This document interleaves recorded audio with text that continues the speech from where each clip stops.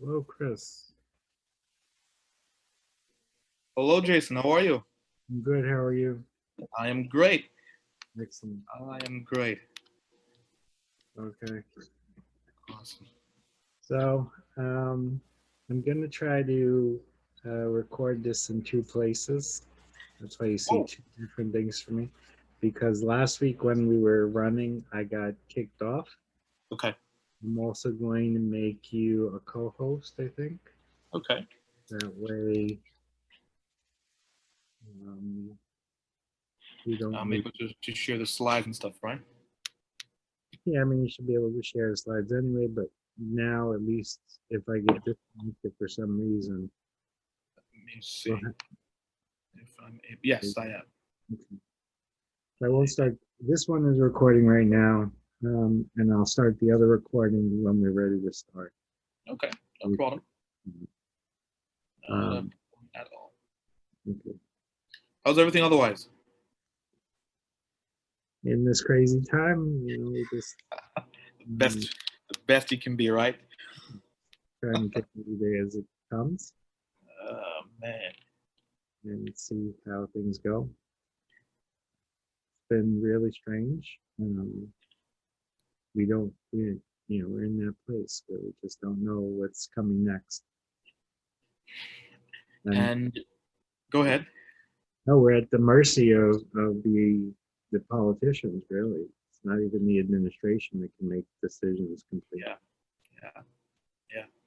And after last night's news, that went global.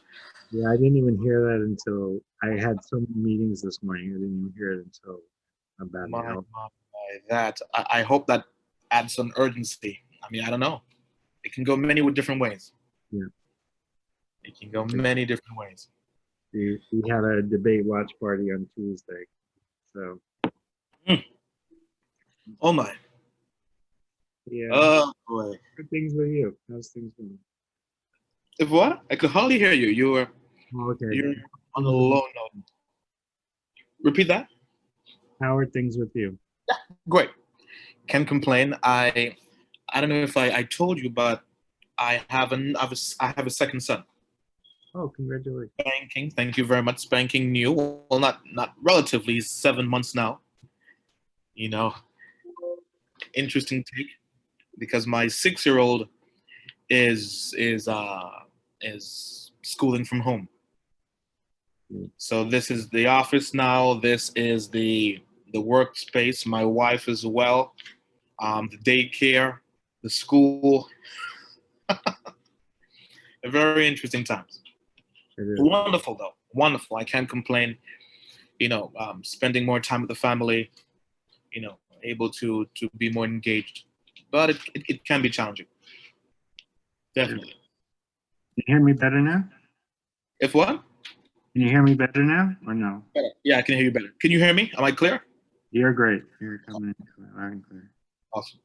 Um, yeah, I think I'm running from this laptop, the office computer, as well as this laptop. So sometimes it looks for one type of um, input. Okay. Okay. No worries. So No. we had about 18 people last week. I don't know what the number is going to be today. We're just taking it week by week at this point. No problem. We have a lot of different things going on and Yeah, stuff. I see the email. I see the Facebook. Man, if you're behind all of that, then you don't sleep. It's it's impressive though. Other No, schools are. It's it, not impressive. Oh come on. Other schools are doing close to nothing. I hardly see any activity coming out of different student affairs offices. So yeah, I mean, everybody's sort of in the budget pinch, yeah, I think. So I think yeah. The budget. things differently. Um, we're lucky that we have what we have, and that people are being generous with their time, like yourself, to keep everything going. So, but we're hearing that maybe the spring is going to be the same, and we're going to have I to heard that too. I heard that too. are going to work that out. Yeah. you would be fine. Okay. Denise. Is it for me to you? No, Who's I'll let them in. I'll let them. okay?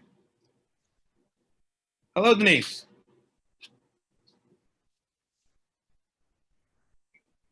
I think she hasn't.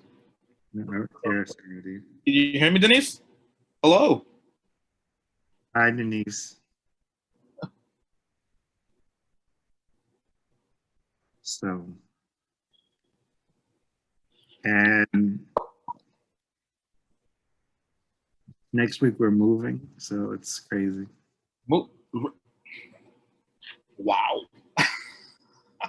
Well, it's better than the winter.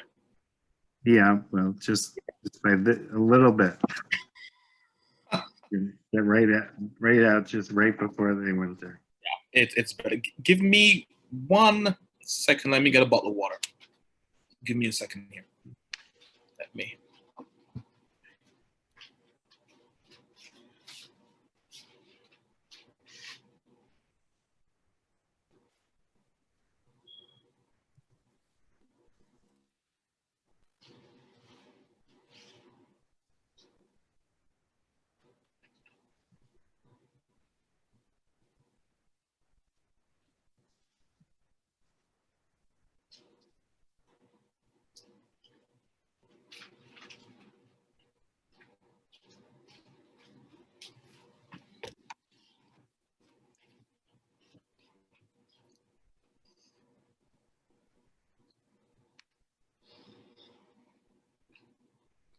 How do you pronounce it? Is it Leighton? Leighton.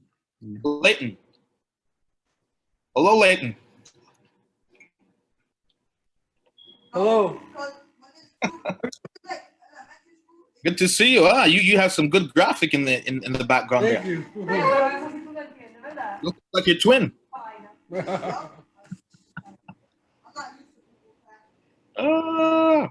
Good to see you, my friend. Good to see you too. Thank you. Lizette, hello. Hello, how are you? I am great. I am great. Good to see you. Franco is trying to connect.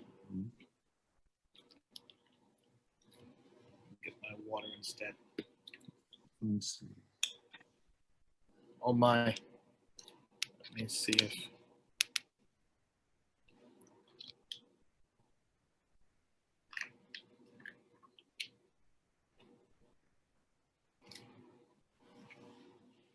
Isabel.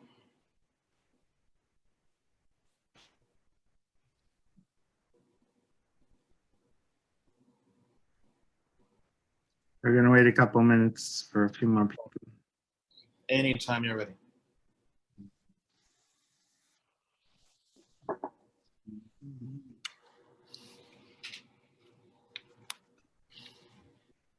Good afternoon, everyone. Hello, Isabel. I'm good, thank you. Awesome. How are you, everyone? I am great. Life is nice. I can't complain. Good, excellent. And I would never complain either. You know, I found a picture of you from, I guess you guys must have done a 9/11 activity back when you were doing the CUNY leadership. That was a long time ago. I think. Well, I saw, have it? I was gonna send it to you, but it's on a drive that I don't have connected to No this. worries. Please send it over. I will, I will. I know. I'm surprised you recognize me. I know I've changed.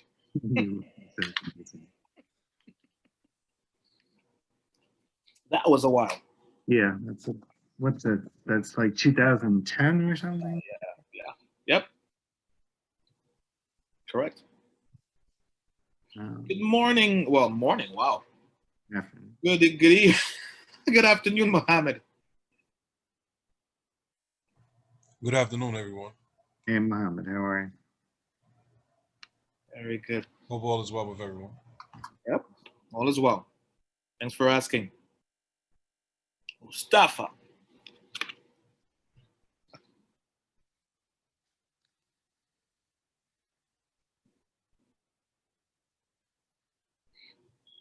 All right, I'm gonna open this up and get out of the way so you can start because I know you have a lot to cover. So hi, everybody. Thanks for being here Friday afternoon for the Friday Ambassador Workshop series. Today, it's very exciting to have our good friend Christopher A. Browne return. He's got a fantastic story, a CUNY graduate, and a good friend, and has been with us a couple of times now. And without further ado, I'm going to turn the floor over to him for his intriguing workshop on being a leader in this new world and in this contemporary environment. And I'll let Tim tell you more about that. So enjoy, I'm here, but I'm gonna. Awesome. Thank you, Jason. Can everyone hear me? Can everyone hear me? If you can, please wave to me. Awesome. All right. Two things. Thank you, Sarah. Two things. So first of all, thank you, Jason. It's my pleasure.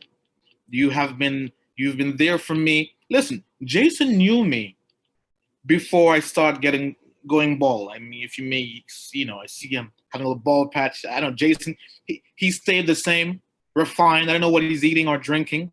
Keep it up. As for me, over 10 years now. Over 10 years now. And he kept involved with me, watching me behind the scenes on Facebook and different social media. And it is my pleasure. It is my pleasure to be able to give back. It has been 10 years, and one of the greatest gifts, I believe, and I will implore you to do the same as well when you become very successful, is to give back. Because I wished I had a coach. I wish I had coach when I was in college. Oh my. Oh my. All right. So before we move on, Jason, if you can permit me, I know it's Friday and I know how Friday is. Friday can be a drag. So I want to do something. I call it a mood maker. So I will give you, if Jason permits, I will give you 4 minutes. 4 minutes. What time is it? Now I'm seeing here 3:37. So by 3:41, I want you to come back. If you need to stretch, if you need to wash your face, if you need to jump off your bed, if you need coffee, if you need water, if you need to do push-ups, I'll give you 4 minutes to do that, because what we're about to cover, it's very important.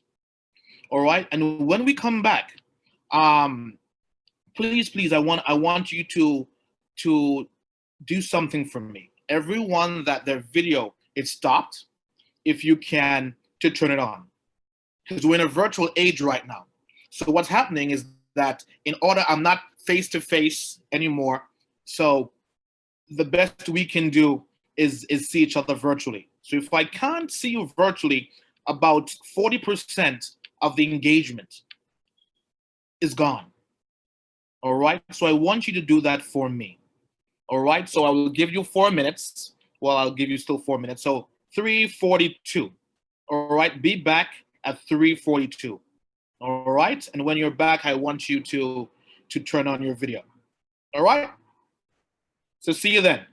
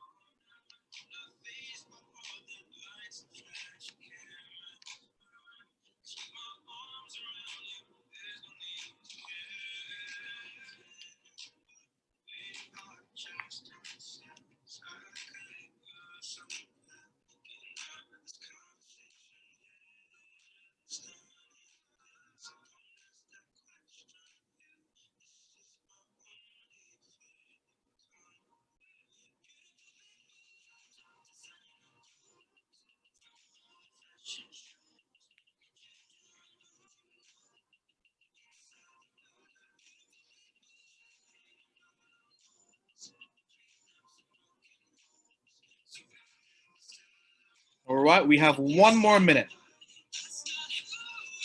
1 more minute. So let's prepare to turn on your videos. Let's prepare to come back. I want everyone's video to be on. Hello, Sarah.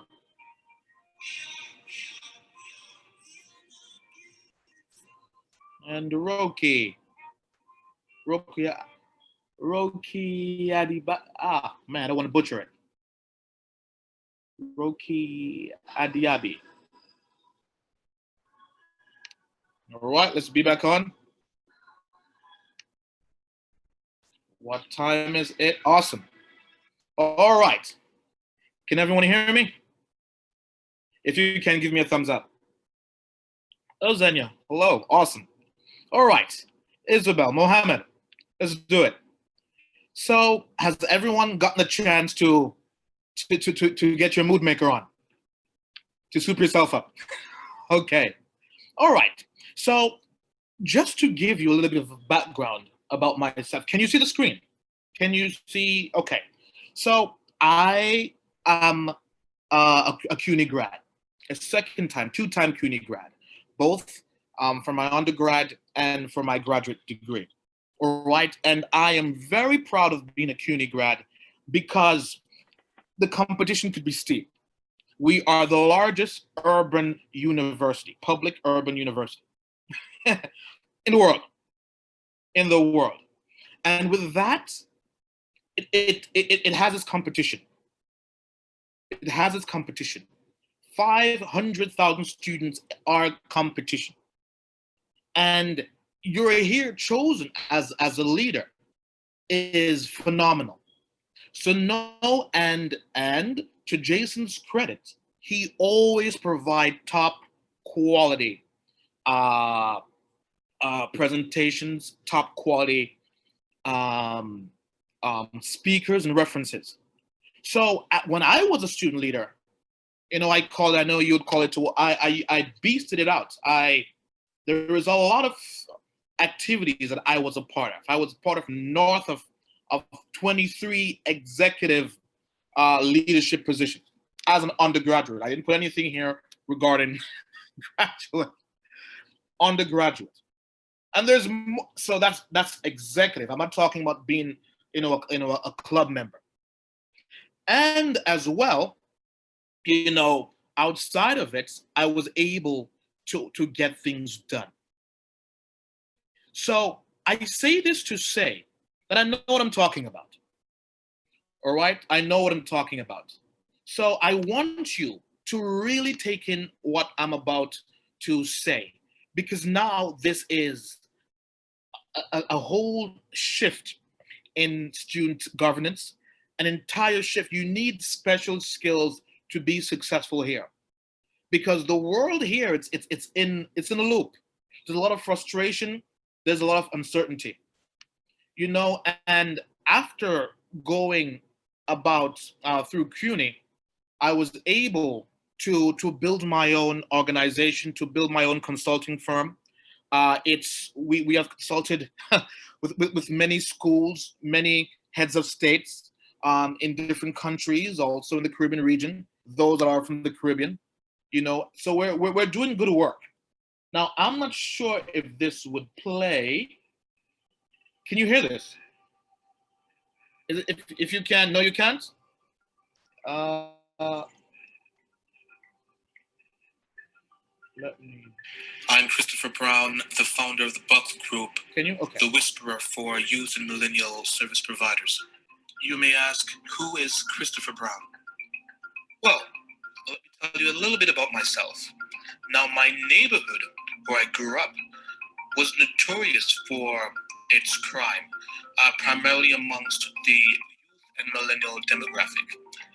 Not many of my friends graduated from high school, so the maximum achievement was you graduating from high school, and not many of my friends did that. So it was very interesting for me.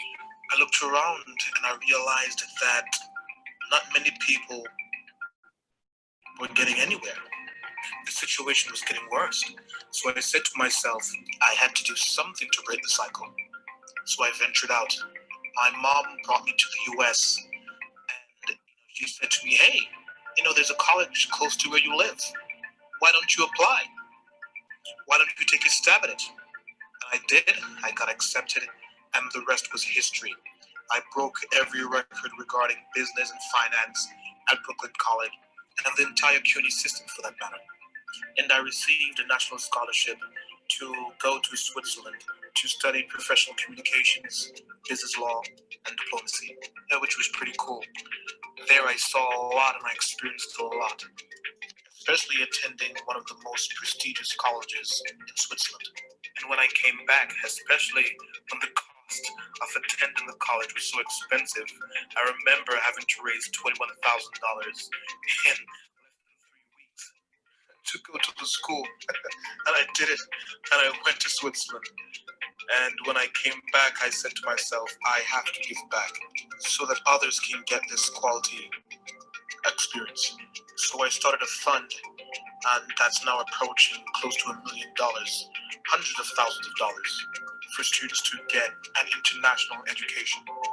And now I'm honored to have the opportunity to facilitate colleges, professional organizations, schools to adequately service their youth and millennial demographic. So it's really interesting now, raising funds, advancing program development and design, and we're involved, the Butler Group is involved in many cutting-edge, groundbreaking initiatives. For example, technology, education, healthcare. It's pretty cool. There, it's me in a nutshell. It's really hard work, and you really need to have a vast imagination to really make a difference.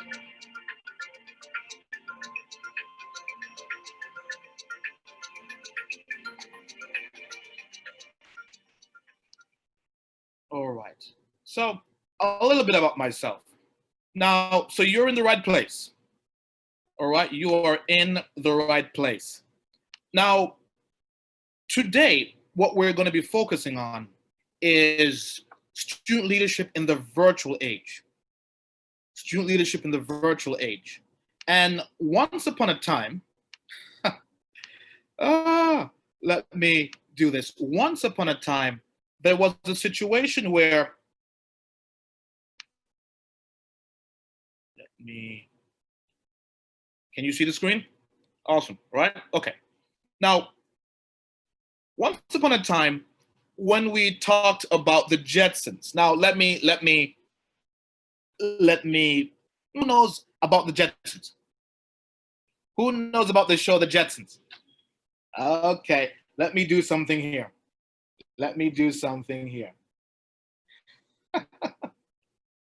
Now,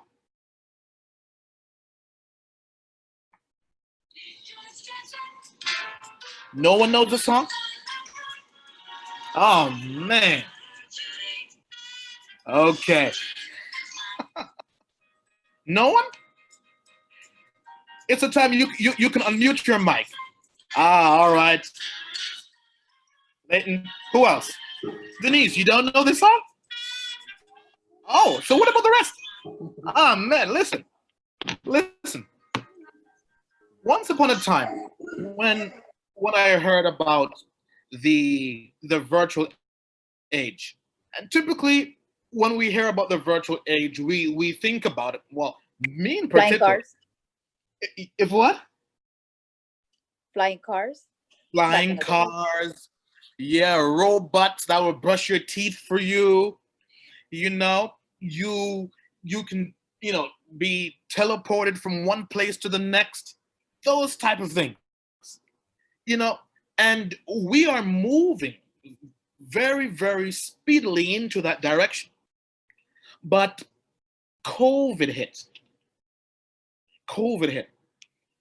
And it's interesting because now we're forced to take humanity into consideration. We're forced not to only look at tech, because a lot of people, and in my field, many students, many young professionals, they're concerned that robots will take over their jobs. Many of them. And many executives, typically, they push their employees aside and focus on the profit. And COVID-19 kind of placed everything on its head. It really placed everything on its head. I had a study here, if I can. Let me see if I can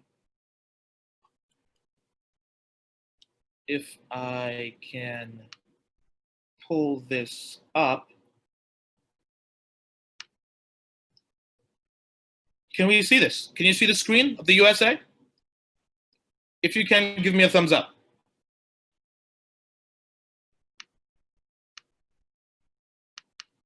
Can you? Can you see the screen? So this is actually what's happening right now. These are the COVID numbers on campus, on I different. can see the screen. Sorry. You can see the screen? Can everybody see it? I can't see it. You can see it? Let me No. see. It looks kind of frozen. Can you refresh it? Yeah, maybe you can stop sharing it's and not too reshare it, visible. then I walk. Repeat that?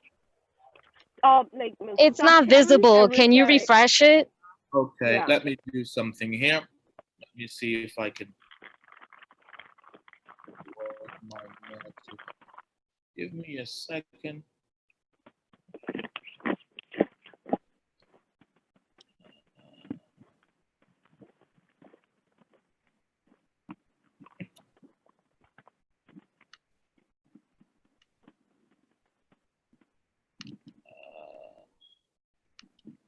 Uh-oh.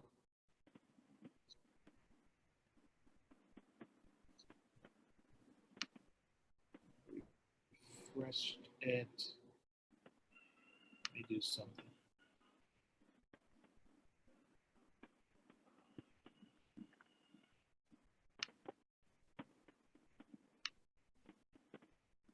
All right. It seems like it's not cooperating. So now with different, can you see me? Am I still? Yeah. Okay. So that screen that I was showing you were the numbers of COVID-19 cases on different campuses. So there are over 100 campuses that already has, listen, that already has 1,000 cases. 1,000. There are 100 or more campuses that have over 1,000. That's crazy. There are about 400 to 500 campuses that have hundreds of cases. So now what's happening now is that there's a lot of uncertainty. There's a lot of sorrow that's happening. There's a lot of things that education typically falls behind the scenes to this situation. Now, before I even continue, is everyone okay? Is everyone, family okay regarding the whole COVID situation? Everyone's good? Everyone's family is good? Yes. Yes? Denise, okay, all right. Because I lost a mentor to COVID-19. Well, he was elderly. His name was Roy Hastick. He was the executive director to the Caribbean American Chamber of Commerce. And I lost him last month to COVID. You know, it's very interesting now because, you know, people weren't taking it seriously. Thank you, Denise. Thank you, Mohammed. People weren't taking it seriously until, I don't know if you heard the story already, well, not the story, but the press that President Trump now has COVID-19. Crazy. So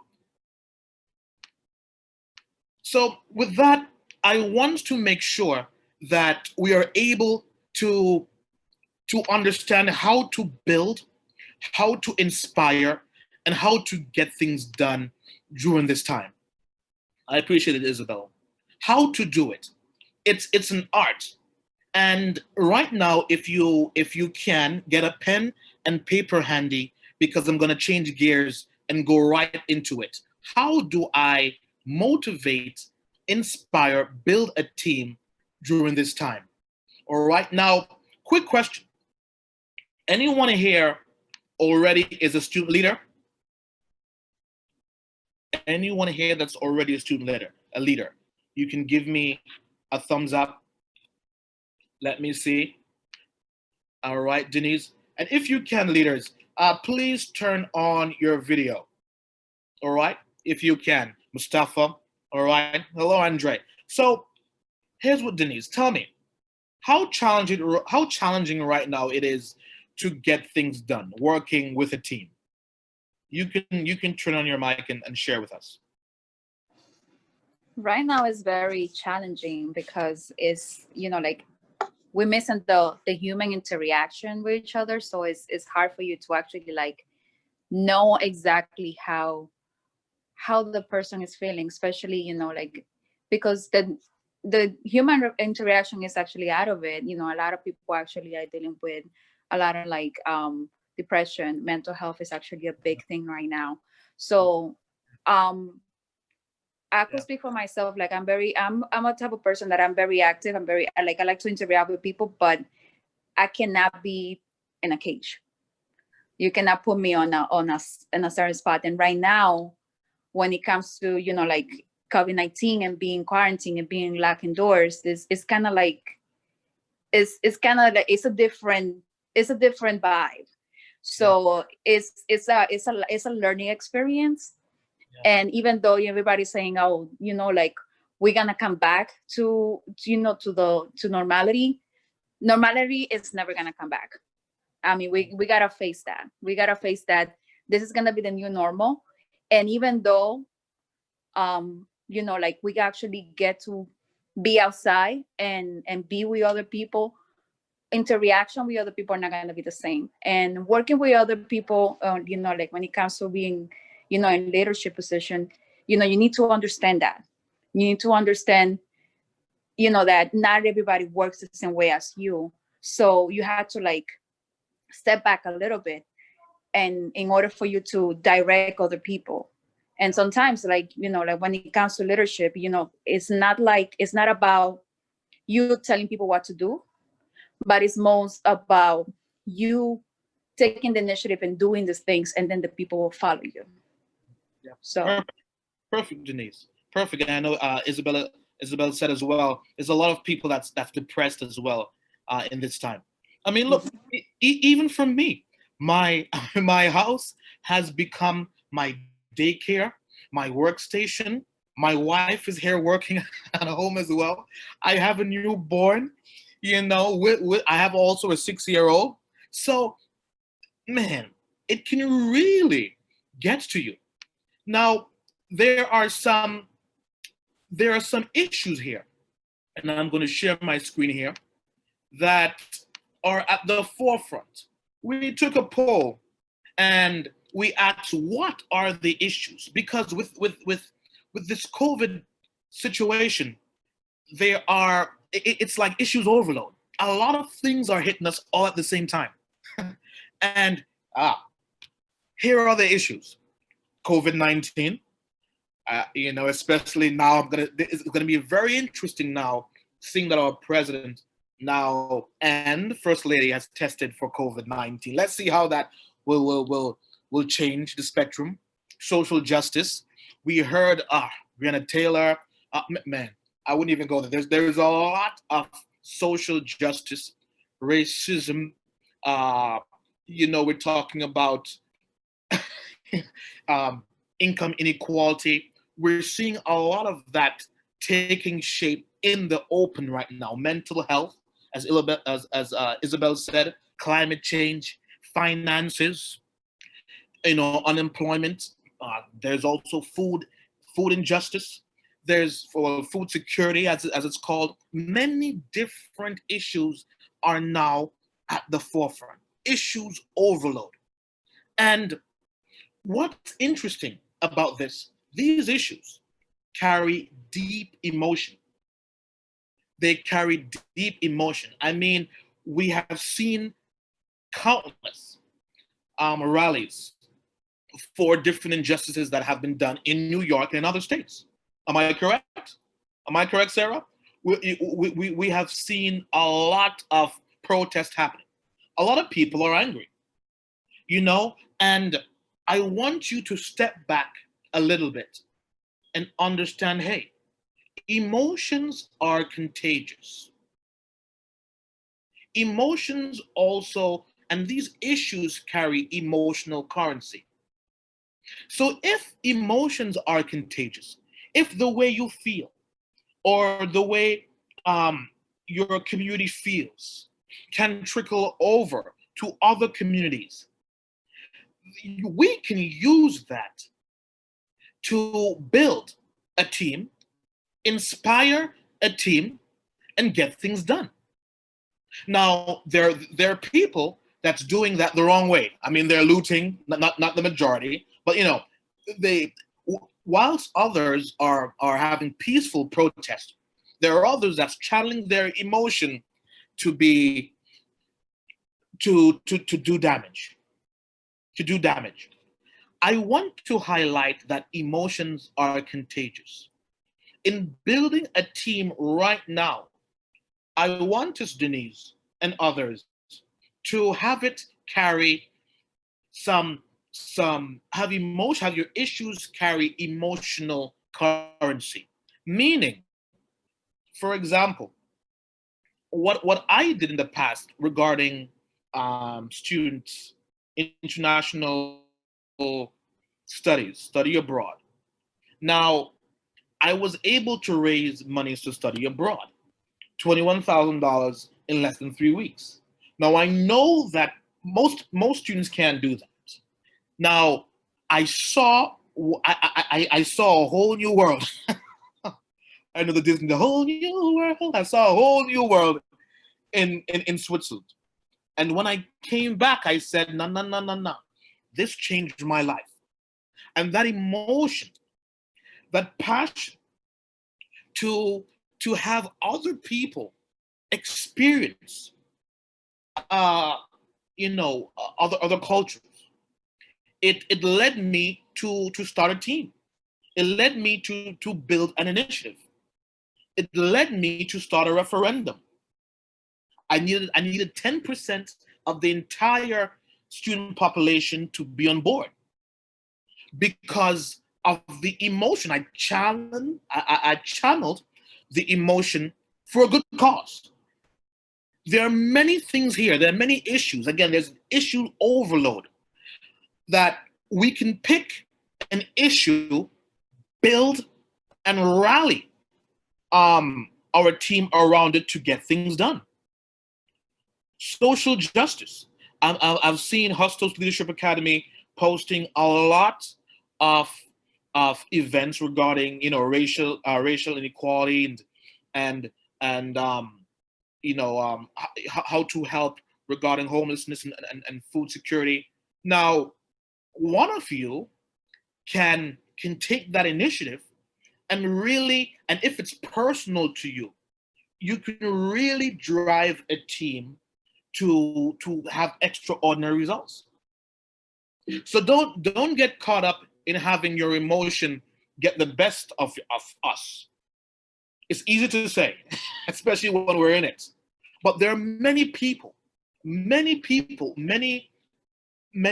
companies got created, many movements got started because of an injustice, because people didn't feel comfortable about what's happening, and they did something about it. Now, we have, again, issues and issue overload here, and we can pick one of those and really create change.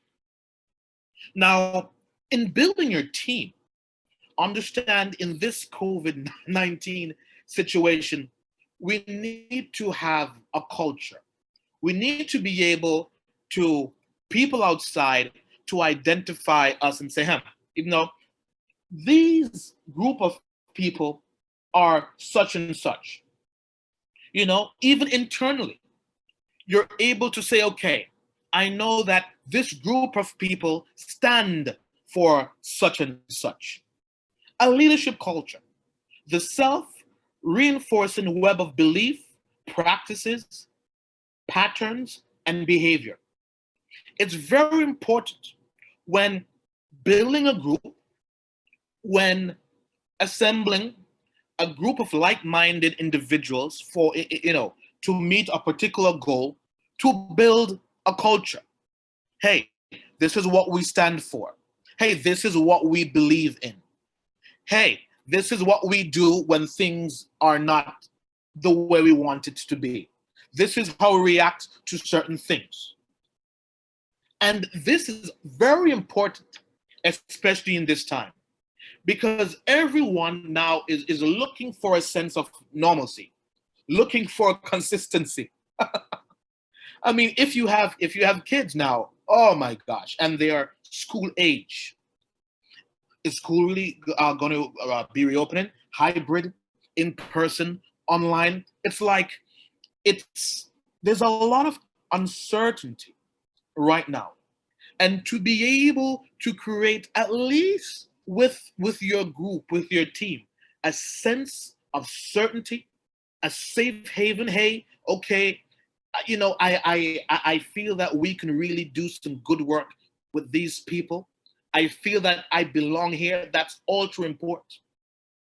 And the leadership culture that I strongly believe, and there are different corporate entities that's now even pushing for this to happen, is to have empathy. It's very important. Everyone is going through something now. The leadership culture of empathy, the leadership culture in being in tune with what other people are going through, the ability to understand and share feelings with one another. And in regards to mental health, because this is a big thing right now, mental health. And I know, hey, especially, as men, we don't talk a lot. I don't know about you, Abdul, but my wife even sometimes say, hey, come on, talk, because it's kind of in our genes to think, okay, we can overcome this by ourselves, while a lot of things are festering inside. Now, with building a culture of empathy, we're able to not only have more efficient ways of doing things, but to really build a close-knit family of people that their aim is to get a particular thing done. So again, why this leadership culture? Well, why? Because everyone is affected. Everyone is affected by by the uncertainty right now. Everyone. A lot of things are happening that is making 2020 very depressing. I mean, thinking about, so let me throw out this question to anyone.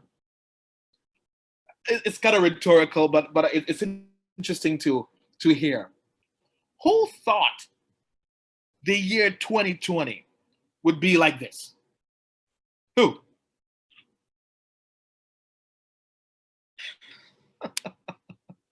Right? Man, 2020 for many people was the year to get things done, was to get married, was to man, to your goals to be implemented, and now we're like, oh, what? Everyone, I see Sarah smiling. Everyone is affected. Any questions here so far? Any questions? Empathy, the culture of empathy.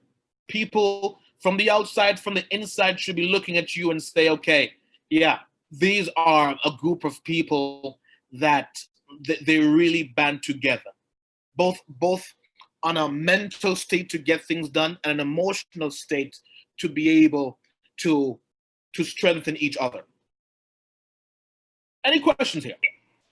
I mean, does it have to be anything that's like, what's the word? Maybe so like empowering? Because I feel like, I don't know, I'm part of a little group that does something, but it's not really like for the culture or anything like that. It's kind of just like to stay tight. I don't know, a tight group of friends. Right. So when I mean leadership culture, I don't mean it's something that I don't mean it's a cultural group. A leadership culture is just, the when you identify a particular group of people, you know what they stand for. They have certain beliefs. They have certain patterns. There are certain processes to get things done. And what we're seeing here, especially now, that we have to be, now more than ever, each one help one, especially now to get things done. And emotions are so high on the political spectrum and on the personal spectrum that this can work to our advantage. This can work to our advantage. There are many people, you yourself, maybe your relative, that are going through something that you can tap into that emotion, and that emotion can give you strength to pursue a particular goal that you want to achieve. For example, this is just an example. Let's say my great grandmother, I just learned that she has stage 3 breast cancer. All right, that's not the case. All right, this is an example, and you heard that, and maybe you've gone through the motion of trying to clean her, of help her go to the doctor, help her with her meds. You are part and parcel in the process to try to get her well. Now that has some emotional connection there, because perhaps now you would want to you realize that, okay, I want to help people. I want to help people. I want to be in the medical field. I want to be in the health field because I have firsthand understanding of this. What if my grandmother dies of that? Again, that's not the case. So now that emotion, we can, we have a choice, which is very interesting. We can use it to be destructive, or we can use it to really be able to create an initiative for those that are going through a similar situation, to have some help, to have some relief, being able to tap into that emotion. It's very important, and especially now. So you get what I'm saying? Yeah. Everyone get what I'm saying? Yeah? Okay. Now, Caesar, Wayne, go ahead. I see your hand. Go ahead. I was just saying hi, Chris. That was, Hello, Wayne. how are you, man? I am fine, thank you. That's my friend from Deloitte. Welcome. This is awesome, man. Okay, this is really, really good. I appreciate it.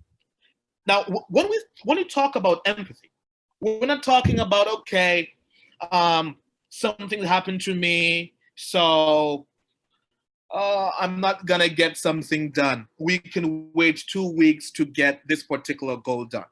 We're not talking about compromising productivity and being a whole, sit in a circle and mope. We're not talking about that. We're actually investing empathy in our team to drive extraordinary performance. Man, think with me here.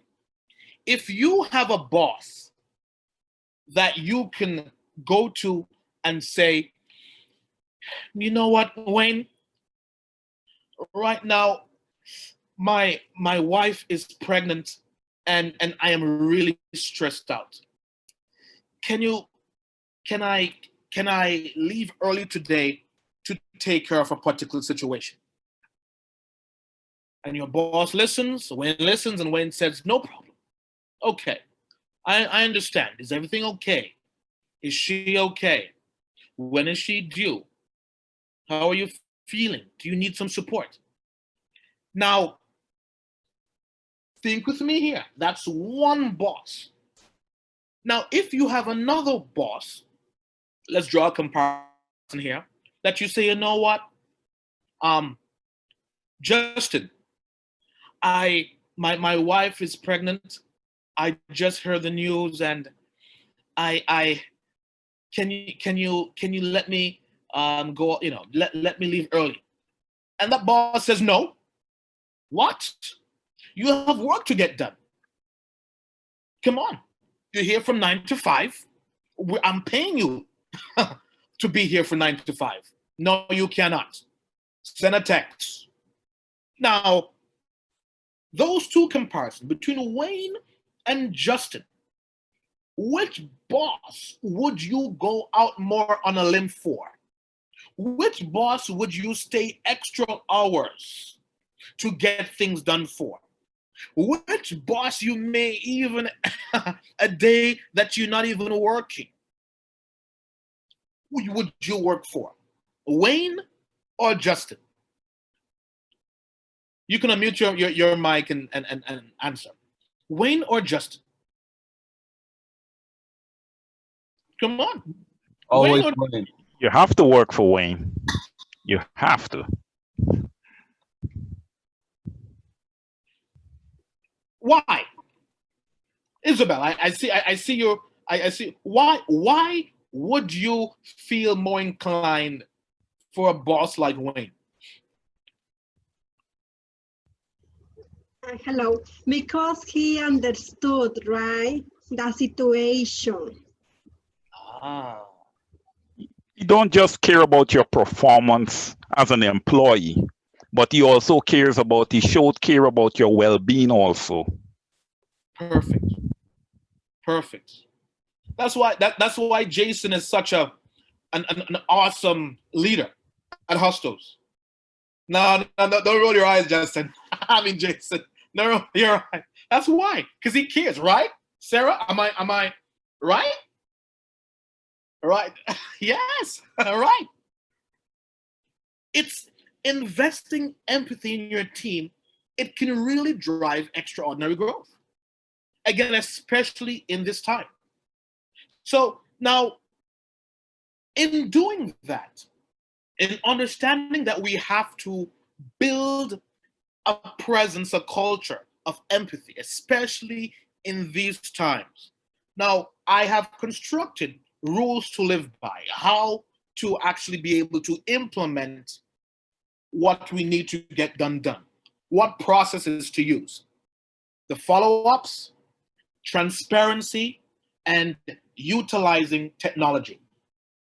Follow-ups, transparency, and utilizing technology. Now, with the follow-ups, I suggest two types of follow-ups. I call them, well, the care check and the business check-in. What do you think I mean by the care check? The care check or the business check-in. What do you think I mean by the care check? Abdul, I see you.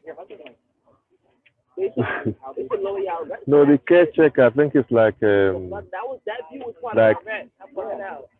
care about, the situation, to know if the person or the situation is going on well, things are going on well, just to care about what is happening.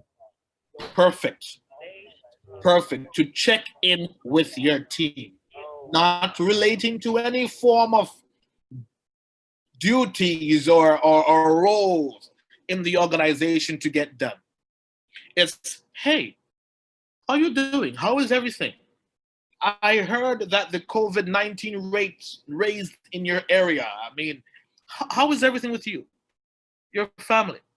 How's, to build that bond. And I suggest now we do that at least once a week. It doesn't have to be, again, a whole 30 minutes, an hour. It's just a simple check-in. Hey, I'm thinking about you. I hope all is well. And you know, even with those that are in higher ed, I have received a lot of comments saying, hey, you know, one thing about the virtual experience is that professors, staffs don't check in with me. Serious, don't check in. They don't say, hi, how you doing? They just go right into the business check-in. You need to do this, you need to do that. Get this done, get this done. and not, how are you? Then how is everything? Because a lot of us are going, everyone is going through something in this time.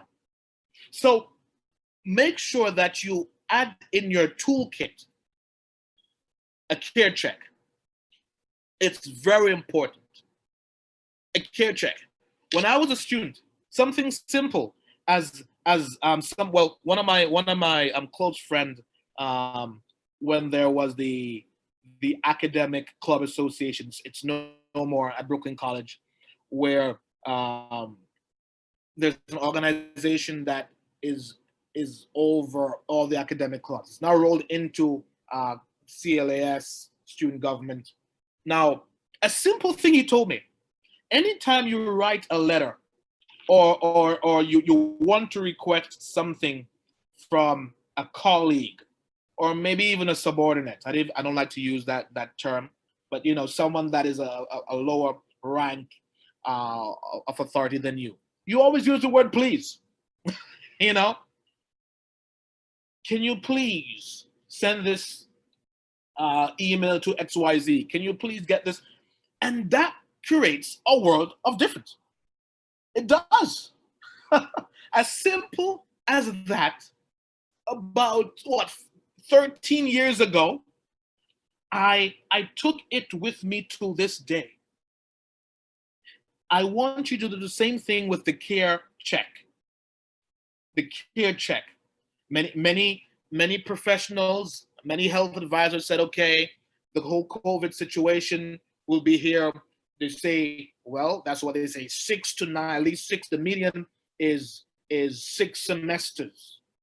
We have 6 more semesters to go, you know, for the COVID-19 situation to roll over. I'm like, whoa, that's a lot of semesters. 6 to 9 semesters.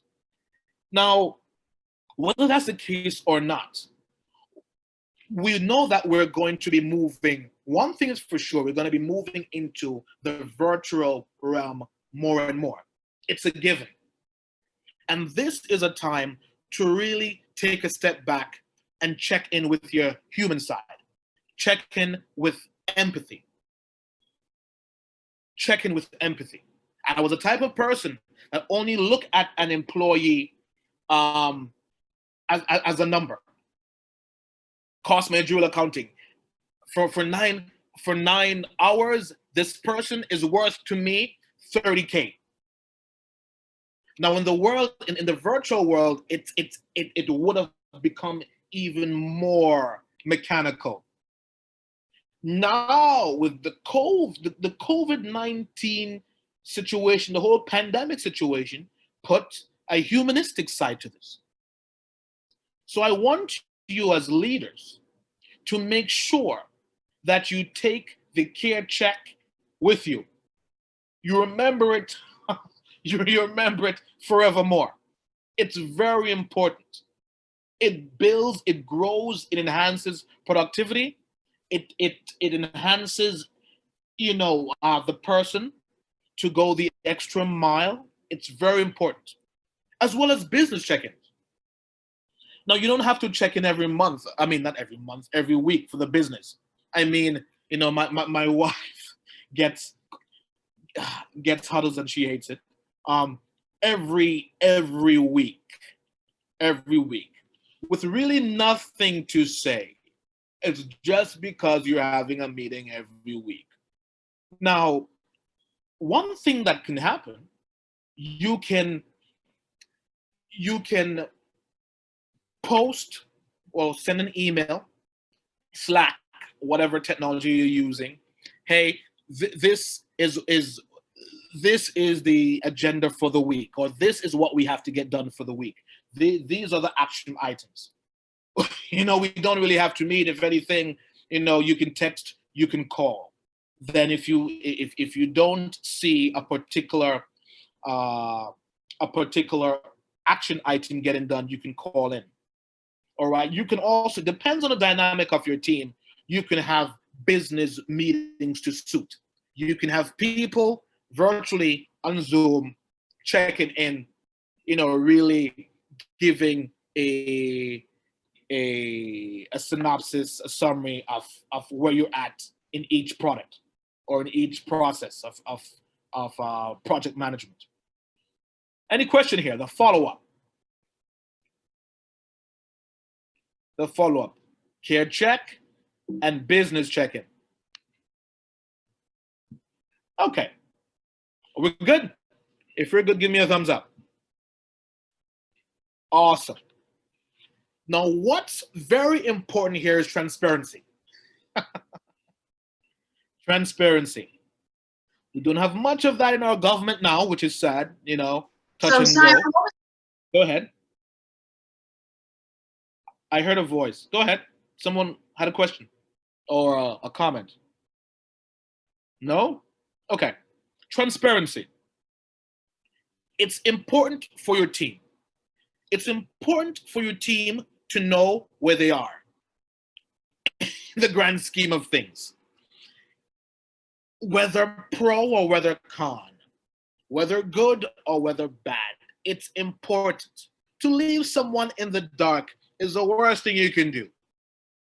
Imagine you're in a relationship. Oh boy, I went there. Imagine you're in a relationship for a long time, and you're thinking that because we're in a relationship for a period of time, that you're going to go to the next step, whether make it official or whether engagement or whatever the case is. But you are expecting it, but the other person is kind of like beating around the bush. The other person's, you're giving clues, but the other person just either doesn't get it or is maybe,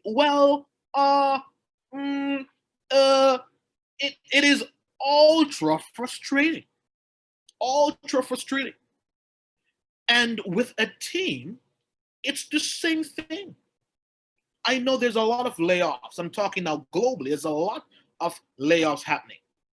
But it's ultra frustrating if you are an employee and your manager doesn't say, hey, the way this quarter is going and our budget really isn't able to support this amount of staff.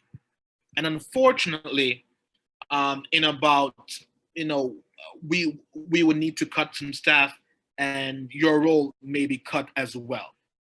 I am just giving you a 6-week notice.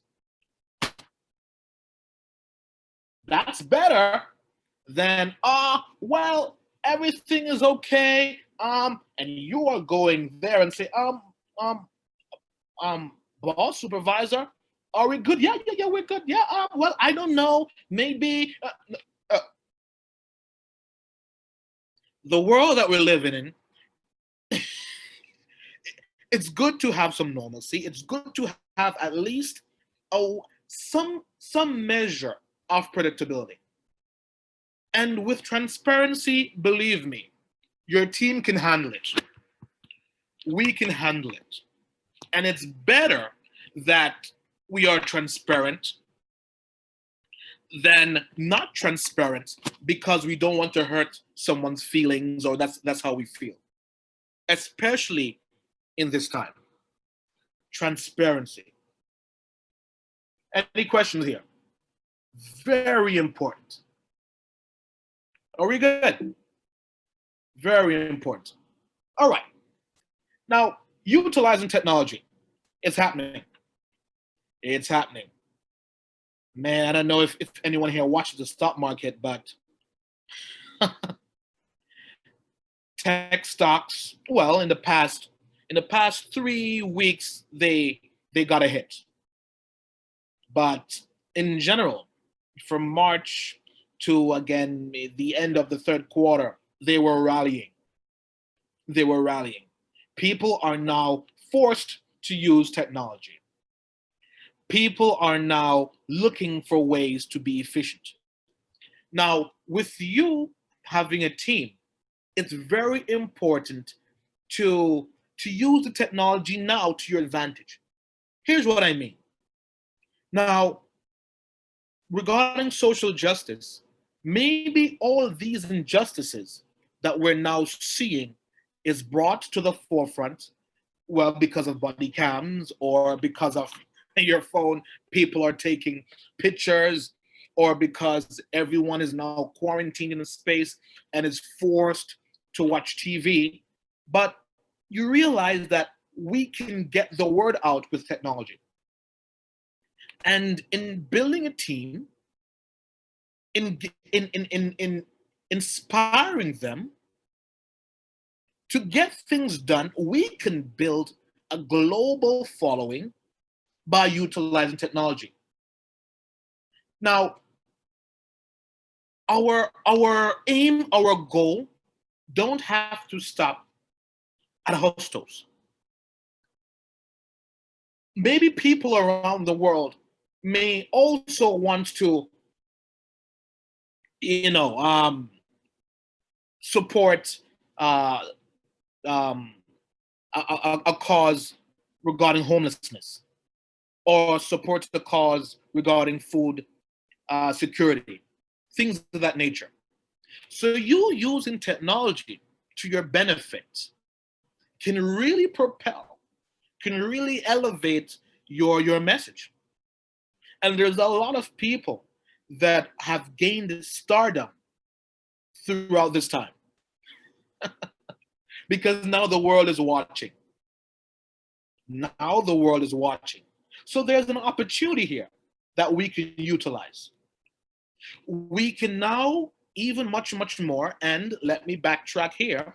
So many of the employers that are now at home or quarantine or working at home, their mode of communication or their mode of talent acquisition is social media. So let me say this. Who here has a LinkedIn page? What, coach? What is LinkedIn? Good or okay. Who here only, let me see. Let me go down the list here. Jason, well, we all know that. We all know that. Let me go down the list here. Who here has a LinkedIn page? Oh my, that not Listen, leaders, especially now, especially in the COVID-19 virtual age, it's imperative. Because this is where primarily where the recruiters hub. Here. This is where they hub. This is where they look for talent. More so than the Indeed. I mean, they do have job boards, but you can get their attention there. So if you don't, make sure that you do. It's very important in your next move. Okay? So build a closer bond with your team. Yes. Yes. You can use text. You can use Slack if you haven't already. Slack is typically used in the corporate realm it's like texting, but using technology can help you build a closer bond with your team.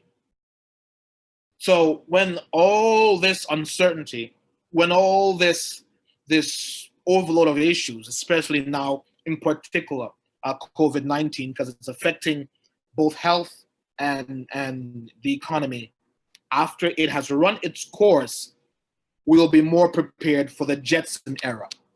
We'll be more prepared where AI technology is rolling in.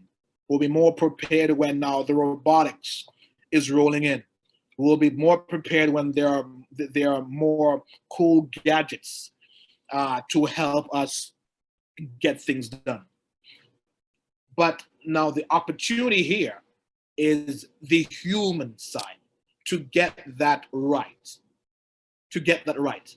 It's needed. Though we have robotics, we are dealing person to person. We're heart to heart. It's not mechanical. So there will always be a need for humanity in the Jetson age. All right. Now, I do have, I started a blog that it's new and improved. It's especially for us. How to get paid, what to do in this environment, this COVID-19 environment. We talk about different economic situations. It's just me coaching on how you can really turn out at the top in this uncertain time, and much, much more. All right. So it's free for everyone. And I really implore you to really be able to use it to gain the advantage. All right. Any questions, any concerns here? Any questions, any concerns here? You are free. The floor is open. You are free to unmute yourselves if you can. I know Abdul. Okay, go ahead. Go ahead, Abdul. Yeah, thank you very much, Christopher. Mine is not a question. Go ahead. It's not a question, rather a concern. Okay. It's just like just to chip into what you have said so far and what has been so far from this workshop. Is more or less like success lies on information, education, and communication.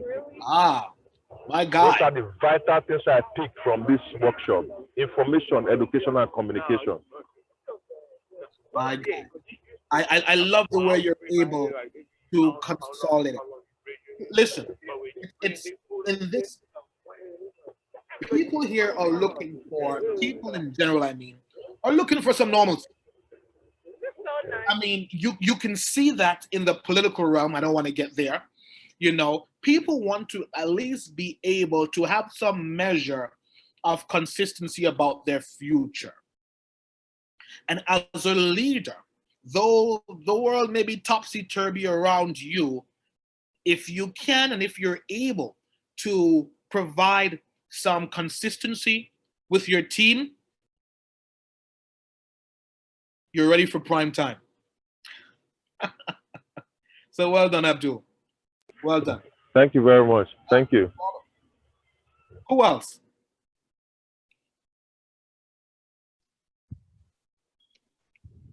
Who else? Don't be shy. I'm here. Yes, hello, Mr. Browne. Hello, sir. Yes, there. So you were talking a little bit about technology and using technology to meet up. I wanted to ask, are we wrong if we choose to meet up in person? No. Now, in person is so there are different degrees of engagement.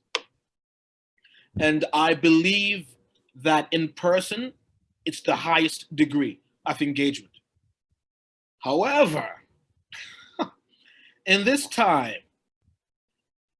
people are, well, we see it. I mean, right now we're in Zoom. We could have been in person. So we have to be able to embrace technology as well.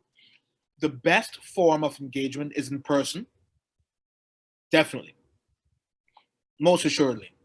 But now that we are in an era where we have to use technology, we have to be able to maneuver it.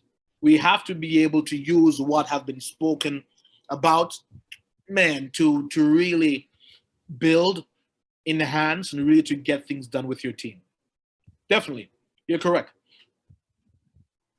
And what do you think about disrespectful people coming up to you and kind of trying to involve themselves into your business? What do you how do you treat that? Give me an example of Let's say our group is congregating somewhere like a park or somewhere like somewhere outside.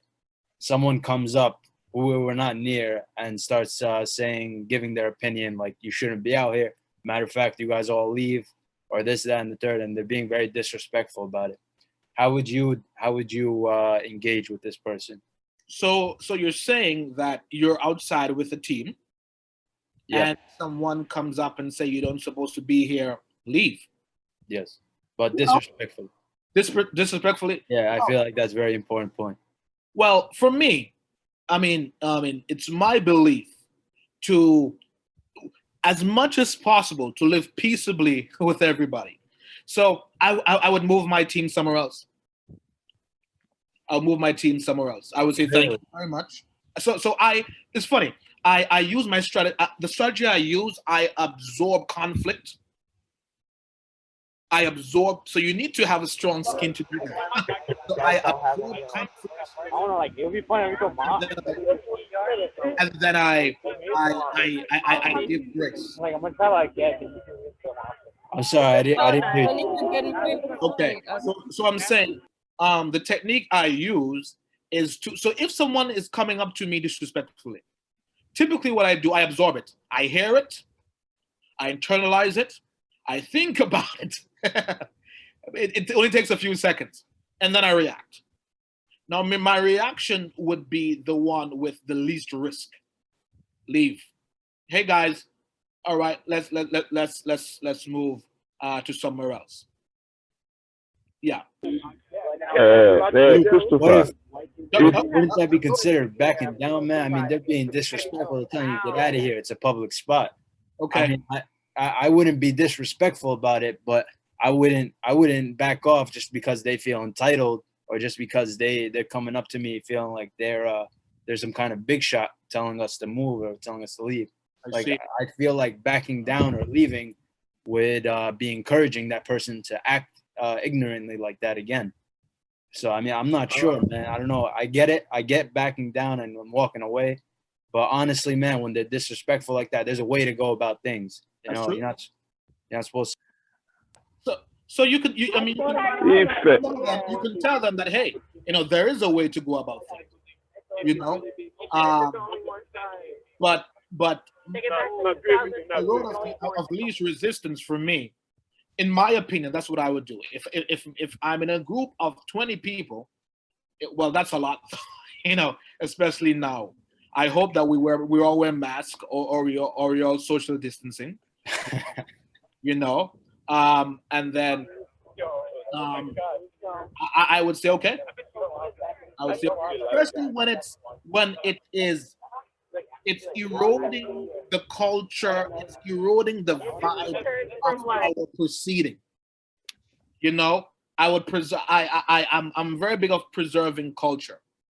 And when I mean culture, I am meaning, the wavelength we're on, the momentum that we have, it's best to just move or then to just redirect your energies towards that person. And that's what I would do, though. Yeah, cooler heads must prevail. Okay, Mr. Browne, if I may chip in on that, right?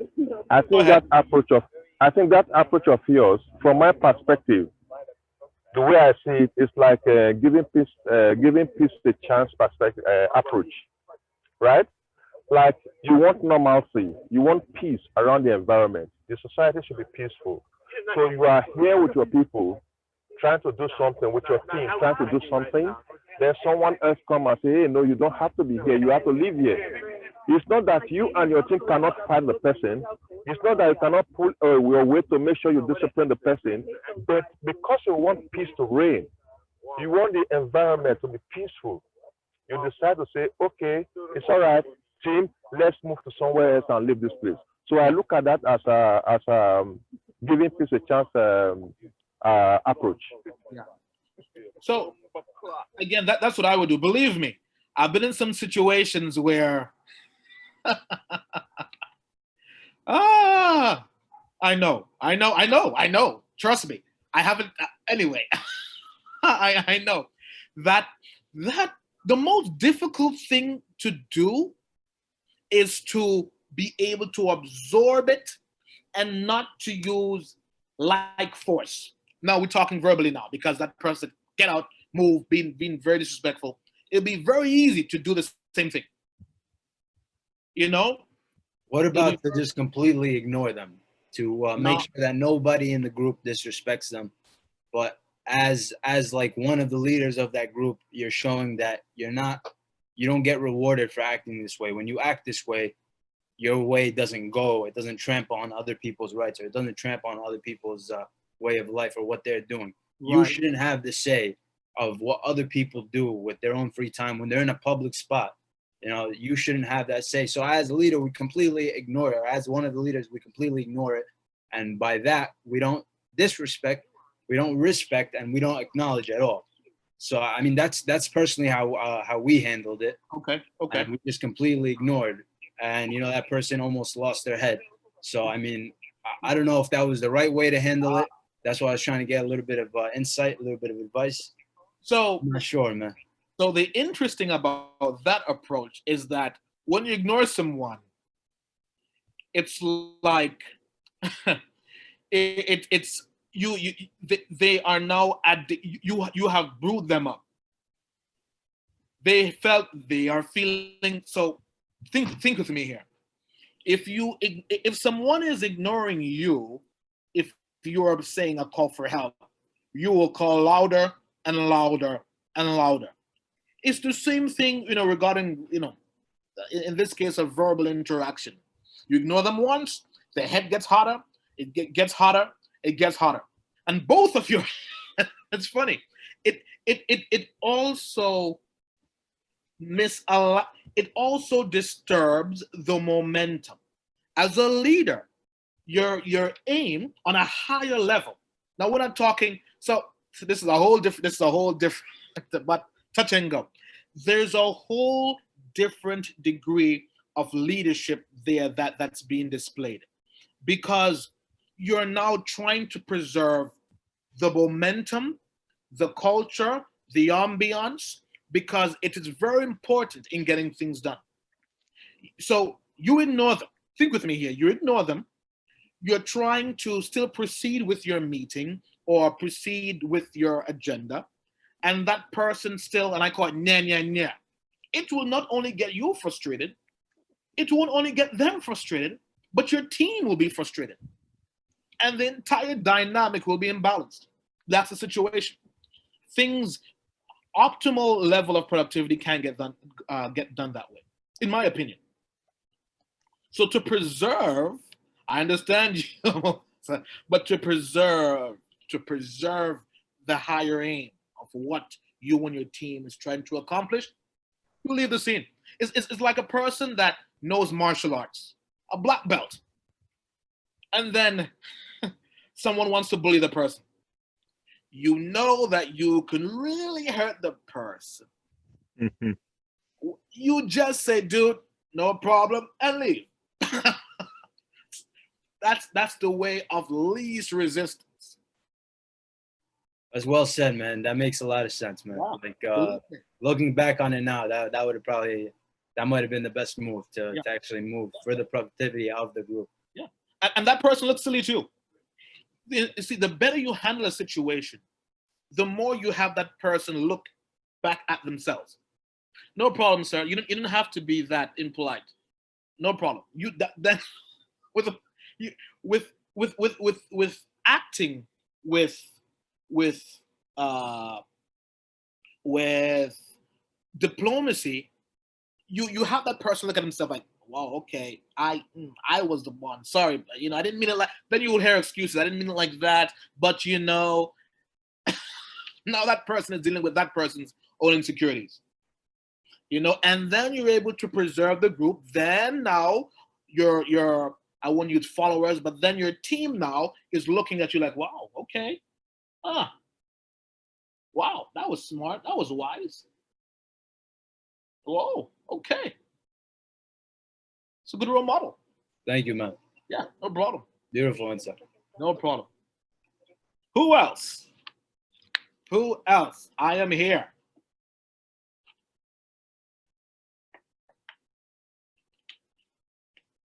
I am here. So again, make sure that empathy leads your leadership. Make sure, even again, it's like with students as well. I'm also a professor, and there are some students that their uncle died. They're going through a displacement and location because of this COVID-19 situation. And I am flexible. No problem. I know this is due today, Wednesday. I will give you 3 more business days. I will, hand this in to me at X at such a date. It's like, no, it is what it is. Come on. Come on. You will lose that student right there. Instead of the students being like, okay, wow, you know what? I like that professor. You know what? I'm going to try my best to get it in on time and do a better job. Instead of having that student be depressed, dismayed, angry, that person is going through their own stuff, and then you just added an uncomfortable situation. So empathy is the watchword. Okay? And the rules to live by, let's guide our leadership accordingly.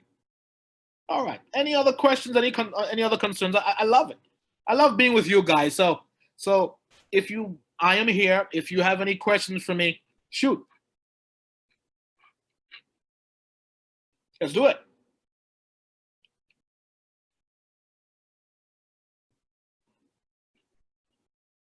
Going once. Going twice. Sold. All right. Jason, is there anything that you want to say? Is Jason, let me... I'm right here. Okay.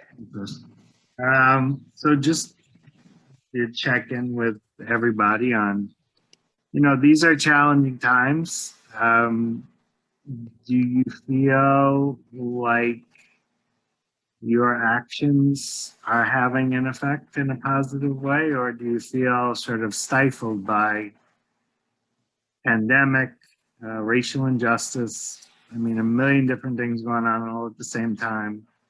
I know some of you have taken action. We've had these conversations about the Black Lives Matter movement. I know some of you are involved in student government, and others of you have taken on roles with undocumented people, undocumented students. But I'm wondering how you're feeling now in this time frame where everything just seems to be still on pause. And even when you're taking individual actions in different areas, but do you feel like you're able to do as much as you possibly can? I guess that's my question to the group.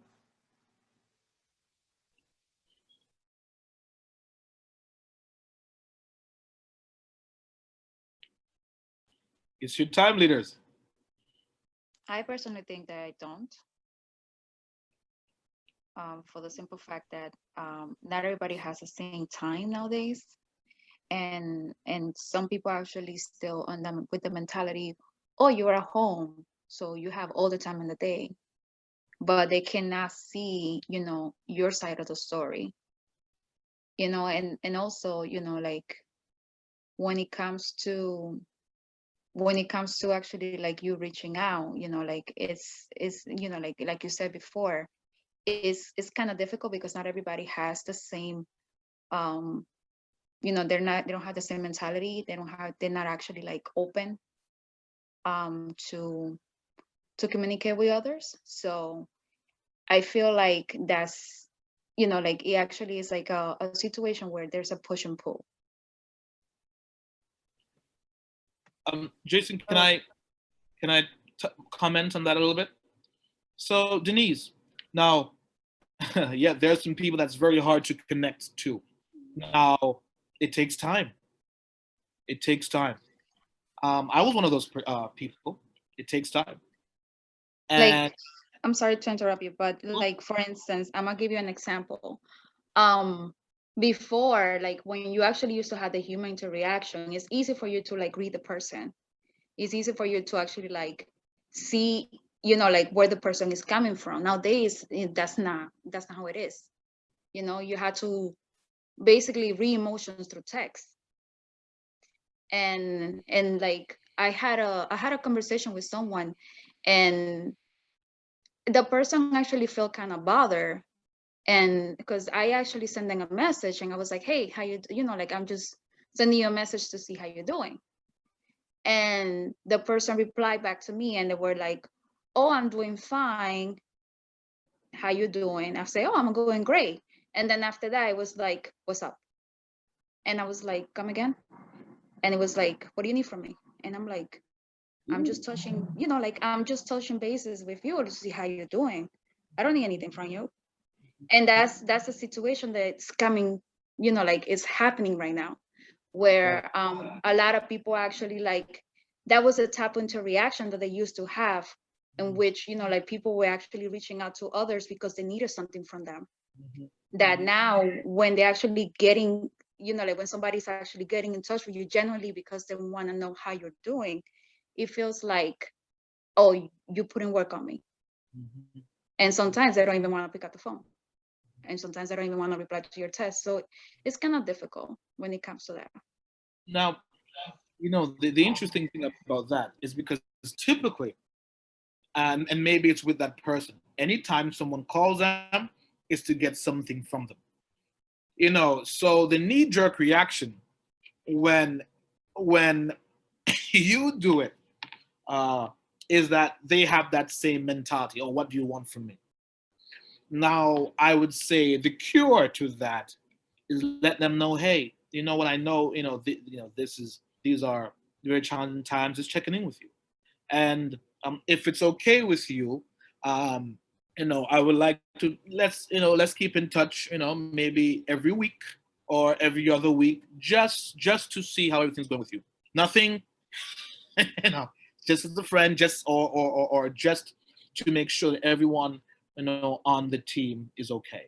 Once you diffuse that apprehension and you're consistent with checking in without any without any gives, okay, I want this, then it will work. But that will take some detoxing. That will take some, you do it once, you will get that reaction. You let them know that this will be consistent and this is genuine, then you will get a better reaction through the course of time. Okay. Thank you. Yeah, Jason is the man. Jason is the man. Man, you stick with Jason, you're in good hands. Believe me. All right, so it's 5 o'clock. Go ahead. No, it's not a question. I was gonna answer what he was asking. Do we feel like we are doing something valuable? I feel like in the beginning it was very, very hard. But like one event that we did is try to when we try to help other student do the registration for Hostos. So that was one of the things that was really helpful because we all learning and they were doing it, we're all doing it remotely. So being able to take a workshop and they train us and we went to train to help all those students to register 3 CUNY first. I think that was really, really helpful as far as being part of the Leadership Academy. The other stuff that we're doing every Friday and being able to have students come back, I think that's also helpful. Even though maybe the goal that we have in mind, we are not reaching that, we all have to readjust everything, all the goal that we have. So I think is step by step.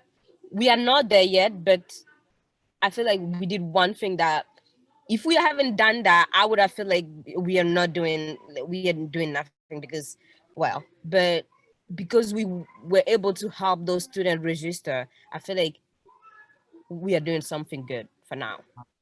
Yes. And you are. You are. You become their first face. You are the first face that they see. No pressure, but you know, you just became a role model. You just became a mentor. Awesome stuff. Awesome stuff. So, yeah, I mean, the reason I asked the questions because I'm frustrated by the fact that we are unable to do all the things that we've been able to do over the years. And people keep quizzing me, as Chris sort of alluded to, in terms of like managers, like what are the numbers and what is the face of an organization. And I have to I always had to remind them of this, is that the face of the organization is a real face. It's a human being who's taking on this role and donated their time, volunteered their time to make an impact on the world. And that, of course, makes better human beings. That's my philosophy. That if you're volunteering your time by doing these things that we do, volunteer activities, the workshops, you're doing a volunteer effort for yourself to make yourself a better person. And in turn, you will understand the value and bring it back to the community as you move forward. And so it's rough on me to not be able to have volunteer activities. It's rough on me to sort of ask for the favors, as Chris has generously donated his time, as everybody has generously donated their time to us this semester to do these workshops. But I want you to know that you're important, and that the work that we are doing and the work that we will continue to do is important.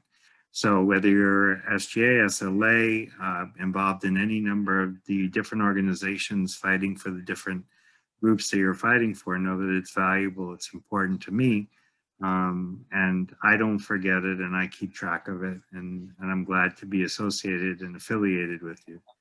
And I know Chris said he was going to end the workshop a little early today because he has some other stuff to do. So I want to give Chris a nice round of applause, virtually and otherwise, joining us. You guys were awesome. For me, I want to say that Chris is one of the examples of the things that I try to do outside of what we do, right? So all of you I embrace wholeheartedly because you're Hostos, and I will follow you and keep you on track for the rest of your lives. That's my commitment to you. But my extended family is CUNY. And so when I see people like Christopher excelling and doing wonderful things, I want to share his ability to do extraordinary things with all of you, which is why I asked him to join us a couple of years ago, and he's now joined us a few times. And I try to do that with other folks as we go through the stages of this, because there are important mentors out there who are CUNY graduates, and you guys will be CUNY graduates too. So it's not just about Hostos, but it's also about CUNY. So Chris, thank you as always for being here. My pleasure. Truly cherished it. And Chris was one, we talked about it at the very beginning. Chris was one of the first members of the CUNY leadership program when they were just getting started. And so that's where we actually met. And that's a long, long time ago. And he's done much, much good for the world since then. He was doing great work then, but he's doing much, much more great work for the world since then. So thank you, Chris, for being here. I think for being part of this series. I just want to give everybody the heads up. We will have a workshop next week. It's a crazy week. I know SGA is going to be participating in a conference on Friday and Saturday, but hopefully we'll have some time to come and be with us as well. And then Rokia and Stefan are going to work on being in charge next week, because I'm going to be moving and I will be at the meeting, but my internet is going to be, who knows? But Rokia's and Steph have agreed to be in charge of the discussion. And we have our good friend Gio DeRice coming to talk about some new things. He's been with us quite a few times, but he's got a new thing that he's going to talk to us about. And then we're also going to have a debate watch party next week. I will send you guys an alert about that. this will not be a presidential debate. It will be a vice. Oh, yeah. Okay. Where you might actually be able to hear something. And you guys can get credit for that. If that's all, I So want to. Jason, one last thing. So is student government going to be in the ASGA? That's what you're talking about, October 9th to 10th? Okay. I'll be there. Excellent. And by the way, if any of you want to sign up for the ASGA, Jerry Rosa has made some additional spaces available, so you can do it. It's a remote session. So you can do that and sign up. And I sent that email earlier today. So feel free to do that. And if Chris is going to be there, then everybody should take some time out. Yeah. Gotta be good. I'll be there. Thank you very much, Jason, and thank you, Chris. I have to leave now. I really appreciate this workshop. My Thank you very much. Jason, more blessings. Thank you. Same to you. Thank you. All right, everybody. Have a great Thank you, weekend. guys. Have a great night. You guys are awesome. Thank you for your time. Yes, thank you. Thank you, everyone. Have a good night. No problem. Ciao, ciao. Good to see everybody. Thank you, Mr. Jason. Thank you, Mr. Christopher. Bye. Bye, everyone. Later, Jason. Enjoy your weekend. Bye, All Andrew. right. Bye, Jason. Bye, everybody. Bye, Chris. Bye-bye.